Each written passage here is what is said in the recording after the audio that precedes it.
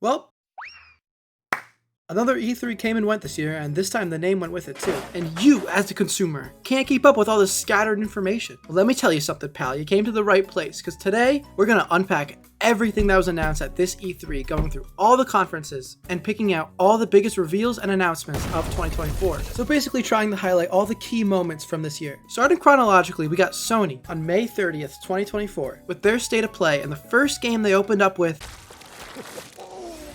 Guardians of the Galaxy ripoff Overwatch. You have got to be kidding me. Multiple now 5v5 hero shooters were announced this year that no one is going to play. Concord, it's just another stain on this list. I can't help but feel bad for the devs. This game is literally 6 years too late. It's funny because everyone unanimously agrees that we're sick of Marvel dialogue, and then they release a trailer with lines like these.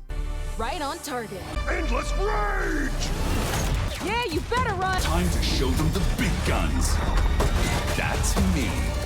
Sony chose to dedicate 1/3 of their entire showcase to Concord, and fan reaction is about what you would expect. If you really want to play a bad 5v5 hero shooter, Overwatch is free. Their next game was a God of War 5 PC port.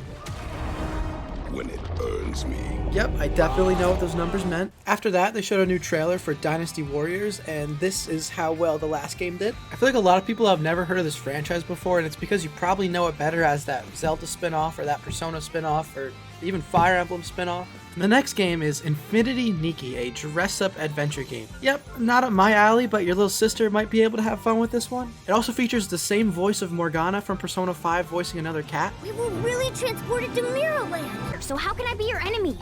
Help me out! It looks fine, honestly. I don't know how the dress-up feature is going to work for gameplay, but also I don't really care enough. After that, they showed off a probable $60 PSVR 2 game that you need a $550 system to play on top of your $500 PlayStation. All that to run around in the snow with sticks. I do this for free in the wintertime anyway. After some more VR trash, we get a closer look at Marvel Rivals, the official Guardians of the Galaxy Overwatch, in the same presentation that they showed off Sony's big new Overwatch. They shot themselves in the foot for this one. Obviously, little Jimmy is going to gravitate towards the IP on his lunchbox. They just dug Concord's grave even further. And Marvel Rivals actually shows some interesting mechanics such as breakable environments and teaming up with other characters. This game is probably going to launch free with the Battle Pass, you know, like most live service games. But as long as they don't lock heroes behind a paywall, I think this game has potential to be fun.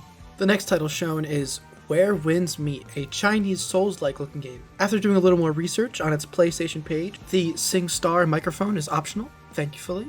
With all the footage shown, this game kind of looks like you're stuck to an arena with an emphasis on fighting human enemies. Hopefully in the full release, the levels are a little more expansive than just arenas. Can't wait to play it. I wonder when it's coming out. It is never coming out. I don't know, it's hard to get excited for a game when its release window is non-existent and the trailer only says that it's in development. After that trailer, they want you to get excited for games that already came out. Until Dawn's PS5 remake of a game that came out in 2015 for the PS4. Who asked for this? And more importantly, who's gonna play it? It's only a CG trailer on top of it too that doesn't announce any new story content. What a waste of time and money. After that, we have Path of Exile II, and it's one of those games like Diablo or World of Warcraft. Yeah, I don't like these types of games. They're way too slow for me, and it seems like something the PC crowd would enjoy more of, honestly. The coolest thing about this trailer is that it's launching early access late 2024, and it has crossplay.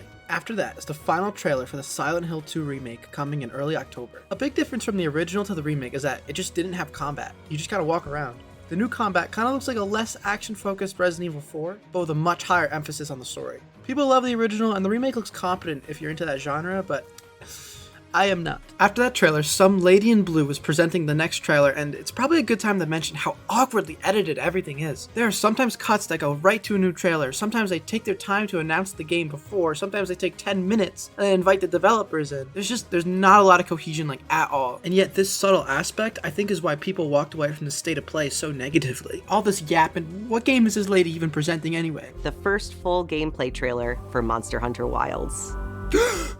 Monster Hunter! Damn! Damn! Oh my god, and it has the greatest graphics in the whole world. It looks so good. Let's shoot the dog gun. Oh my god. Oh, yes! Okay, so the biggest reveal so far was first gameplay of Monster Hunter Wilds and the reveal of 2 new monsters. This one is a direct sequel to Monster Hunter World, the most popular one. Capcom says that they're pushing the cinematics to an even bigger level, but I hope they remember the lessons learned from Monster Hunter Rise and make the game quicker and snappier than World. World feels like total molasses, and that's the one fear I have with Wilds. But, Monster Hunter is Monster Hunter. Give me a big hammer and I'm happy. The final trailer is then just cut to with little fanfare. They don't hype it up like they do with the One More Thing that Nintendo does, and it kind of loses some of the... Astro's Playroom 2?! For the first time in PlayStation history, they showcased a game just brimming with so much life and creativity and color. Astro Bot is the sequel to that pack-in title that came free with your PlayStation. Sony has never showed off a game with this much inventive joy. It looks like so much fun just to run around it. They also showed off so many unique gimmicks for Astro, and it's only 60 bones. I've been waiting 4 years for the full Astro Bot game, and it's finally here. In September? What a banger to end off the presentation with. I don't know why they didn't lead with this game and they chose to lead with Concord. It'll never make sense to me. And with that, that's the end of Sony's E3 press conference. Yeah, this one, it was lacking in a lot of areas. Poor editing really killed it, and overall, there are only 2 games that I would really buy. If it were up to me, I would have led with Astro Bot and ended with the big Monster Hunter gameplay reveal. But there was no saving that middle chunk with the strong amount of mid they had to show. Maybe I'm being too generous, but I think Sony's State of Play should get 2 knee slaps out of 5. And that is part 1, going over Sony's press conference, and in the next one we have Summer Games Fest, so stick around, Paisano. Please like and subscribe, please!